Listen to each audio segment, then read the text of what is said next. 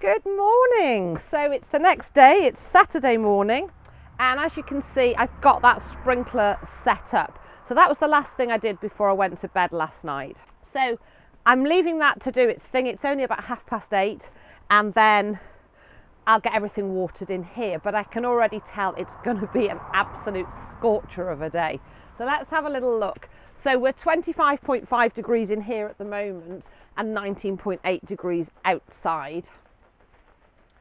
And yesterday we had a maximum of 47 degrees in here, 33.1 outside. Now the probe is just on this side of the polytunnel, so it was probably more like about 15 degrees around the farm and the area. It always looks a little bit hotter because of course it is a bit of a sun trap. And then a minimum temperature we've had overnight of 7.1 in here and 6 degrees outside. And that's my little morning ritual, is I always like to reset the thermometer and see what those temperatures have been. So sprinklers going, everything's looking good in here. When the sprinklers finish doing its thing, I will water in here. I need to get the solar fan out to help cool. I do find with that solar fan, I'm going to open the door that's behind you. That's not open yet, that's the sliding door. And then with the solar fan on, if I actually water the floor, because we've got the membrane down here, the combination of the fan and that water really helps to stop the polytunnel from overheating. So I was really pleased with what I'd got done yesterday, although I did realise I was flagging towards the end of the day, a combination of the heat and having not slept off a night shift, but I've had a good night's sleep. So one of the jobs I really did want to do yesterday was get those nematodes in, but I realised it would be a really bad idea because a little bit of concentration is involved with the dilution, and I thought rather than messing it up, I'd leave that until this evening. And also, if I've given everything, that now that sprinkler's in, everything's going to get a really good dousing, and it'll stay damp over the course of the day. I can douse it again this evening before I water those nematodes in. So that's a job for this evening. And today what I want to concentrate on is I want to sow these seeds that I talked about yesterday, so the oxeye daisy and the cornflower for the wildflower meadow. And I want to have a go at starting to build the pumpkin arch structure. So we'll see. We often have an idea in our head, don't we, of how something's going to look, but whether or not I can make it look like that, there's another thing. But I've got those poles, or the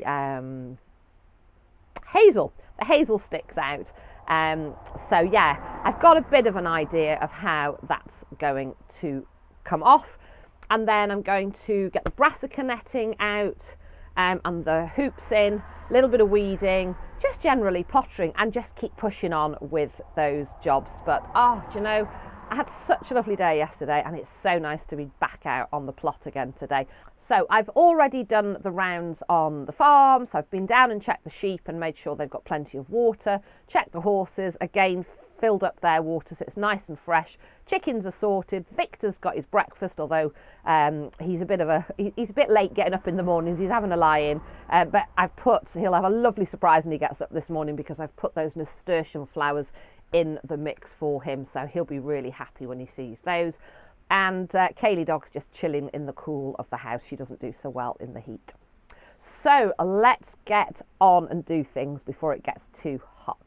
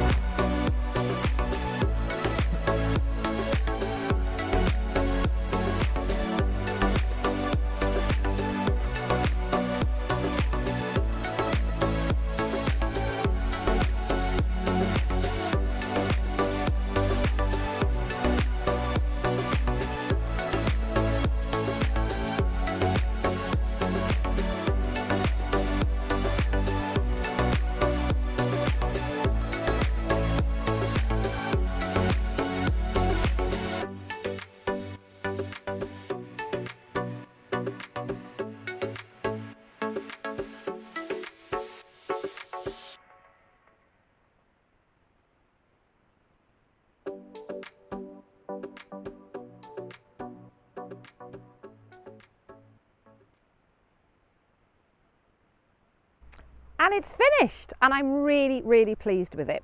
So I wanted a rustic look, so it's a little bit higgledy-piggledy, but do you know what? That's part of the charm, I think. So I have used cable ties, although I would love to avoid using plastic, especially kind of single-use plastic.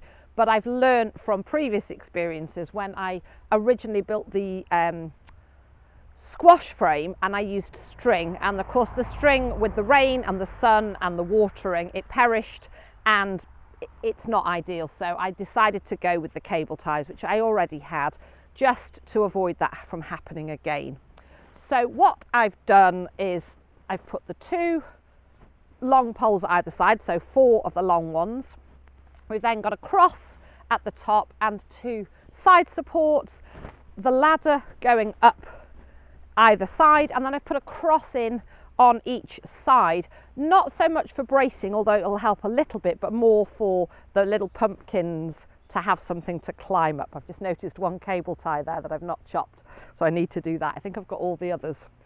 But overall, I'm really pleased with it. I think it's going to look wonderful with those Jackby little pumpkins growing up it and sitting pretty.